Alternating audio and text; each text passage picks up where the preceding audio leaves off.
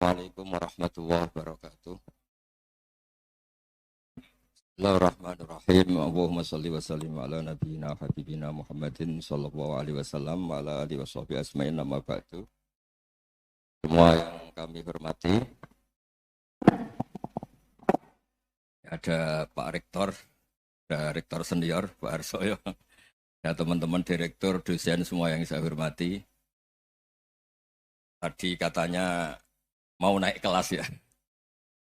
Kalau naik kelas dari rumah saya niatkan mari mengkaji diroyah. Diroyah itu melogikakan riwayat.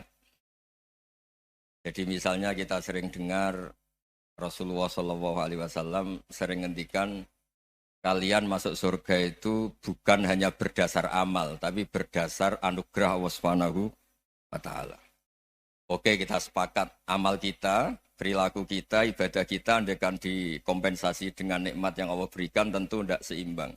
Untuk membayar itu saja sudah lunas. Jadi Anda semua tidak berhak masuk apa? Surga. Sehingga di beberapa riwayat dijelaskan ada orang yang 500 tahun ibadah, nggak pernah maksiat. Ditanya sama Allah, kamu masuk surga karena apa? Karena ibadah saya ya Allah. Ya sudah, surga kamu 500 tahun saja karena ibadah kamu 500 tahun. Ini cerita umur-umur orang dulu. Ya Allah katanya surga engkau ini selamanya. Ya kalau yang selamanya itu rahmatku. Kalau amal kamu terbatas ya surganya sesuai amal kamu ya terbatas. Ya sudah ya Allah berarti masuk saya surga saya ini karena fadl engkau. Karena anugerah engkau. Itu namanya apa? Diroyah. Diroyah itu satu kajian analisis di mana kita percaya riwayat, tapi kemudian punya logika, punya diroyah. Ini penting supaya tauhid kita ini kuat. Jadi dulu ada orang yang sangat cerdas, namanya Jubair bin Mut'im. Dia saking cerdasnya, juga kaya, juga tokoh, dikirim sebagai delegasi pembebasan Asra Badrin, tawanan Badar. Kemudian pas datang ke Masjid Nabawi, Nabi delalah pas baca Wattur wa kitabim mastur. Sampai pada titik Nabi baca Am khuliqu min ghairi syai'in am humul khaliqun. Apakah penciptaan yang sedemikian canggih itu dimulai tanpa perwujudan, tanpa sesuatu yang real, yang maujud. Orang itu langsung bersimpuh, matur, ya Rasulullah saya Islam. Kada qalbi yatir, hampir hati saya, otak saya, pikiran saya itu terbang. Karena logika yang dibangun ateisme misalnya, kalau alam raya ini dimulai dari nihilisme, berarti logikanya apa?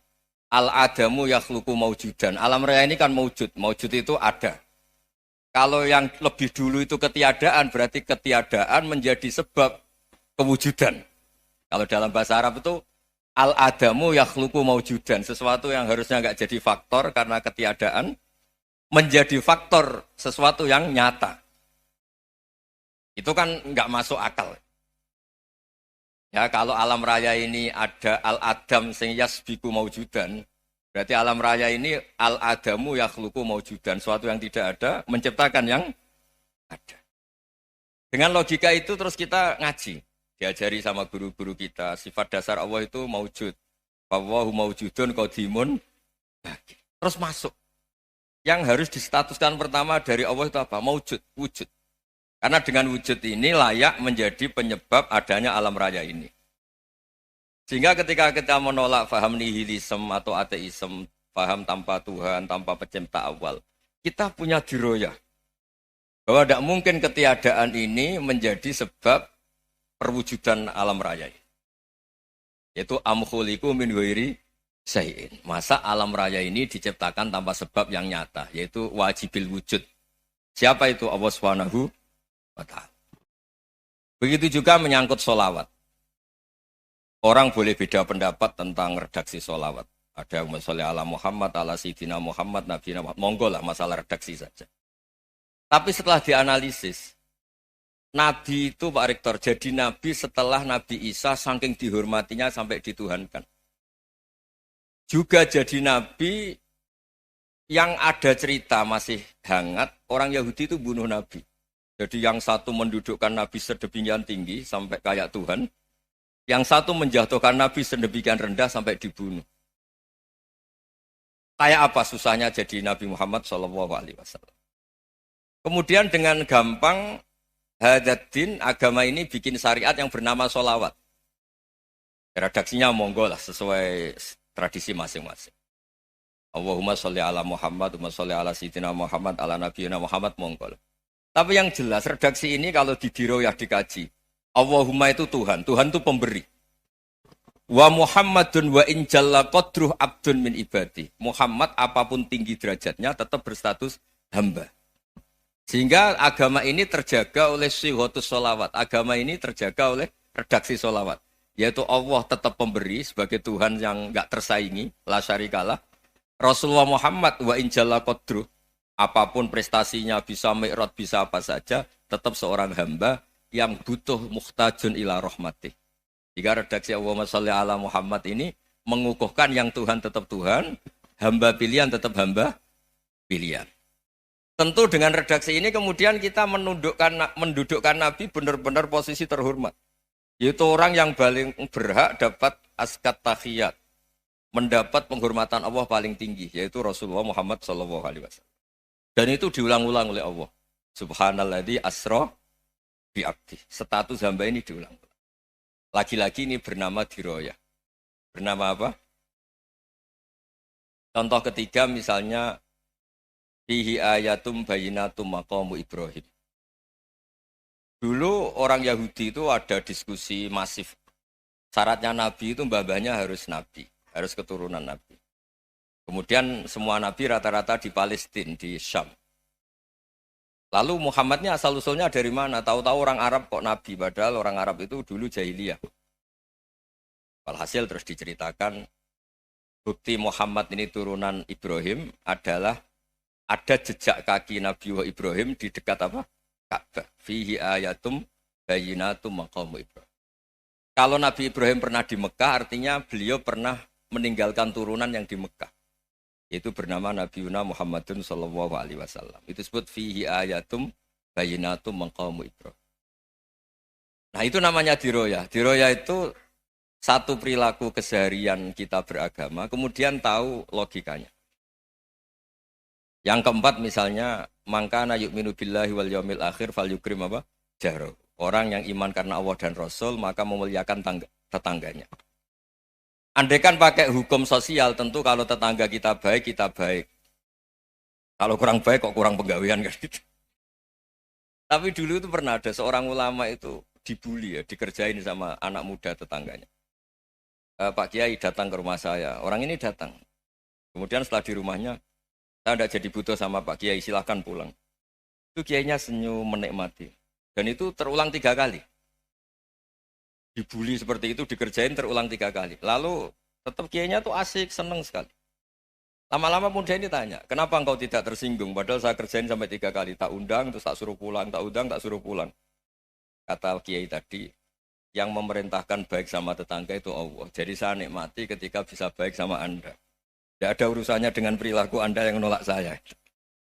Nah itu terus kita tahu, memang motifnya kita baik sama tetangga karena iman sama Allah dan Rasul, bukan hukum kompensasi sosial. Jadi kalau mau diteruskan Pak Rektor, saya ngajar di sini ya karena perintah Allah itu orang alim harus ngajar, bukan karena perintah Rektor. Kalau diteruskan.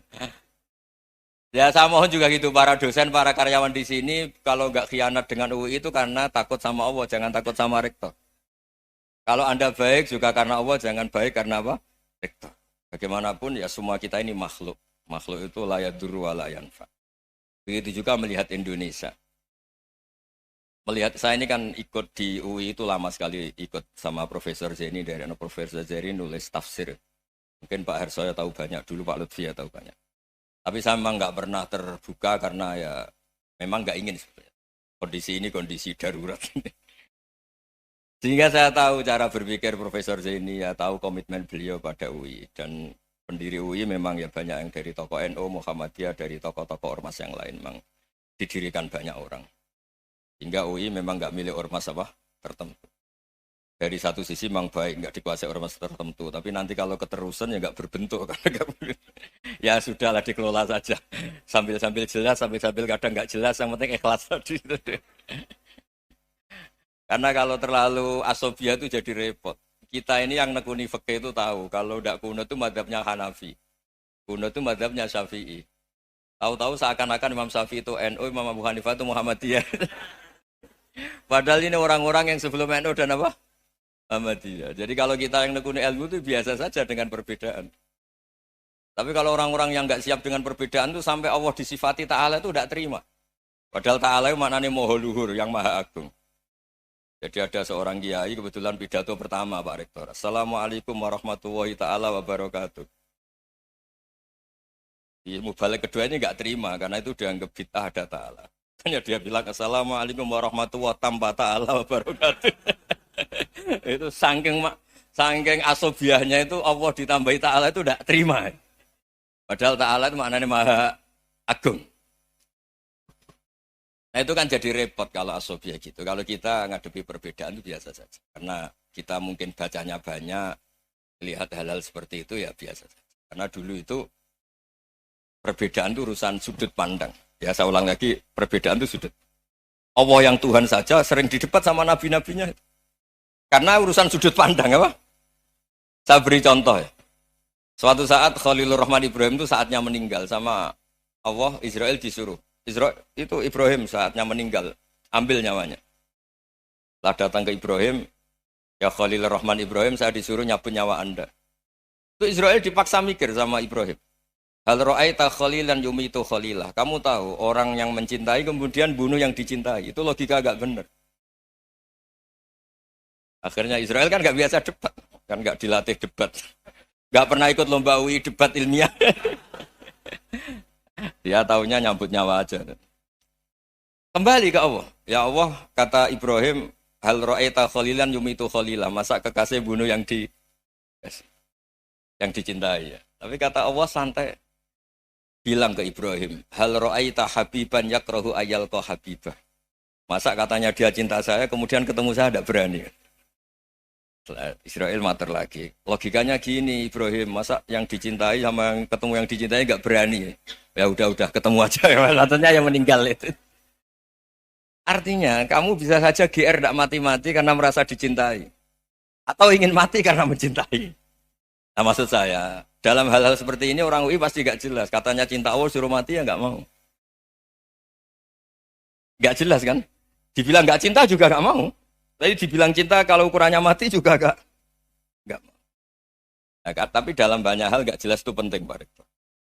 Penting sekali. Buatan guyon. Saya beri contoh sekian ilmiah, nggak jelas itu penting.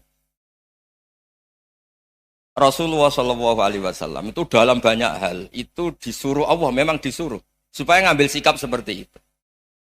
Karena Allah itu punya otoritas penuh untuk bikin orang itu baik atau tidak baik. Wahsy itu yang membunuh Sayyid Hamzah, orang paling dicintai Nabi, di antara yang dicintai Nabi. Qatalahu Wahsyun, dibunuh oleh Wahsy. Nabi secara basarnya itu nggak suka sama Wahsy. Sampai cara lahir ya ingin corong Jawa ingin masuk nol. Tapi apa kata Allah? Laisa laka minal amri syai'un aw yatuba alaihim aw yu'adziba. Itu tidak wilayah kamu Muhammad. Malah Wahsy dikasih tobat sama Allah. Khalid bin Walid, itu perang Uhud kalah itu karena ide brilian Khalid bin Walid. Pas itu masih panglima kafir. Yaitu pura-pura kalah, ghanimah dilepas, sahabat turun, pasukannya naik, walhasil orang Islam kalah. Khalid bin Walid akhirnya juga masuk Islam. Orang yang secara basariah Nabi itu gak siap.